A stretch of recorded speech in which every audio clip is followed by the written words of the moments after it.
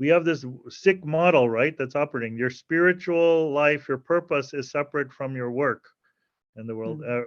and or and so you go to Sundays to go for your spiritual life, and the rest of the time you're like doing something else. So how do we actually see work as worship again? The sacredness of all the work that we're doing in the world. I think that's one of the invitations of a livelihood. And we put I made a little diagram around this, which for fun with some friends, and put four questions around it, which are interesting. So what does the work I do give me sense of joy and purpose?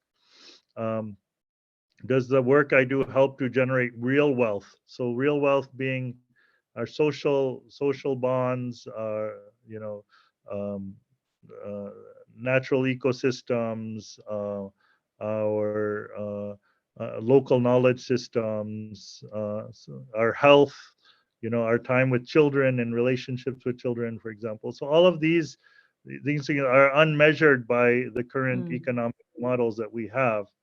And so, how do we bring different forms of wealth into our conversation and seeing, am I part of a model which is depleting or commodifying those forms of wealth? The idea of a livelihoods is, what is the work that really helps my own spirit come alive, my own community come alive again, and my ecosystems come alive again.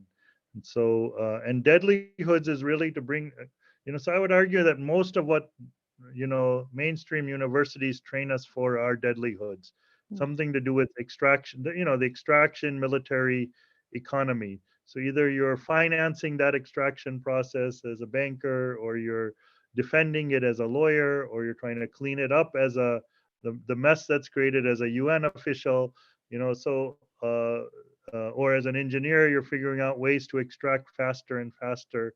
Um, so most of the and how to centralize much of it into hands of global corporations. I think that's what we talk about. Some aspects of the deadlihoods economy. And um, livelihoods is, we've tried to identify, most people, young people don't know even what's the work that they could be doing in the world, what's needed right now.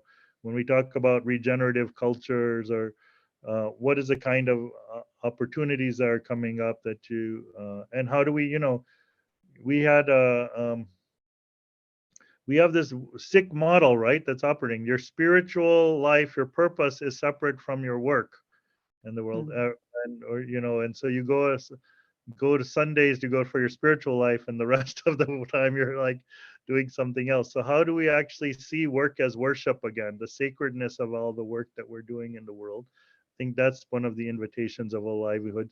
And we put I made a little diagram around this, which for fun with some friends, and put four questions around it, which are interesting. So what does the work I do give me sense of joy and purpose?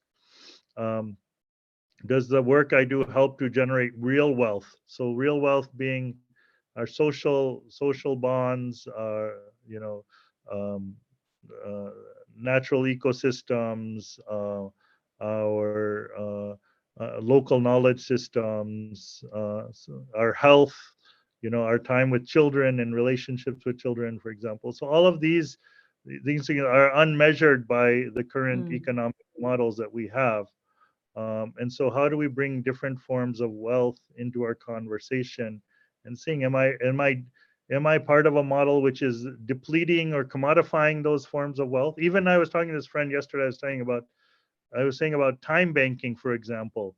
So there's brilliant ideas of alternate, but I noticed that most of the time they're not challenging the the the global economy. They're actually taking things from the local, like babysitting, which we would say, oh, this is something we do as a form of care and relationship with our neighbors. Now, how do you convert that to a commodified act, where you can make money off of it? Or you know um, your grandmother's cookies, how do you convert that to a commodified act? So anything that is ways to weave the social fabric, those are the ones that a lot of the Mm. alternative currencies are actually eating into. And so how do we actually start to replenish the wealth? Because I think the fundamental one of the fundamental things that is preventing us from moving forward is this scarcity, continuous feeling of scarcity.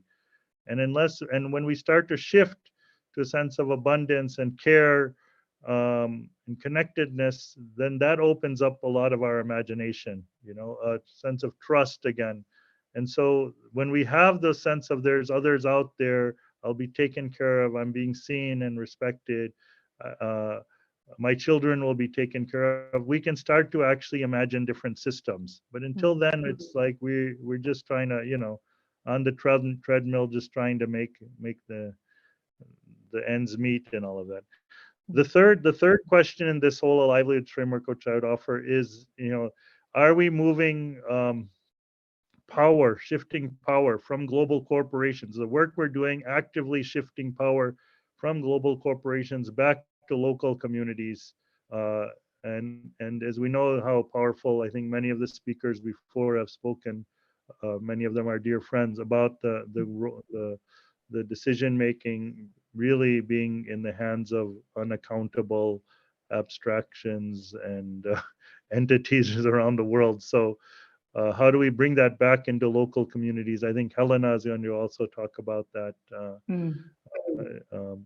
And the fourth level is then, what is our narrative, our worldviews? How do we start to see ourselves as not this, like the metaphor we talk about a lot sometimes is musical chairs. So musical chairs is a very sick game of indoctrination of young children. And to tell them there's only one chair, you have to fight for it. You can kick or bite your friends, you can cheat, all things are allowed to grab that chair, basically. And that's the metaphor of how we're told what our purpose is in the world, how we have to act. And so how do we start to shift that narrative, the worldview of who we are, how what is our real, sacred covenant with the rest of nature, with more than human beings that we share the planet with. So how do we, really bring a sense of sacred back into, I think, interesting from this abstraction notion to actually, I talk about in India, like all over the world, traditional communities, they say, most of you have heard that they say that, West is very materialist and India is, and the East is spiritual, right? And I would say this is not the way we see it. We're spiritual materialists, that Mm. matter has spirit, that everything we do, this was what indigenous means, to understand that life and spirit are deeply interconnected. It's not something way out there waiting for us in the next life. It's very much alive. And so I think that worldview shift and trying to understand that it's not everything is about survival of the fittest, and we're not alone, and it's not a dog or Mm. uh, you can't trust your neighbors. It's a dog eat dog world, whatever. All these things we just grew up, and it's the media is reproducing all the time. The education system reinforces it. Even like I was talking to a friend yesterday, history is basically about justification of conquest. Yeah. But if you actually start to read that this is not how the majority of the world functioned, about, the one who was respected was the one who gave away the most, not the one who hoarded and built up huge empires. It was actually the people, and it's today all over still in the world, the people who give away the most are, in many communities, are the ones who are most revered and respected. So much of our worldviews, how do we re-engage that? I think that has to be part of the work we do in the world, the sacred work. Mm.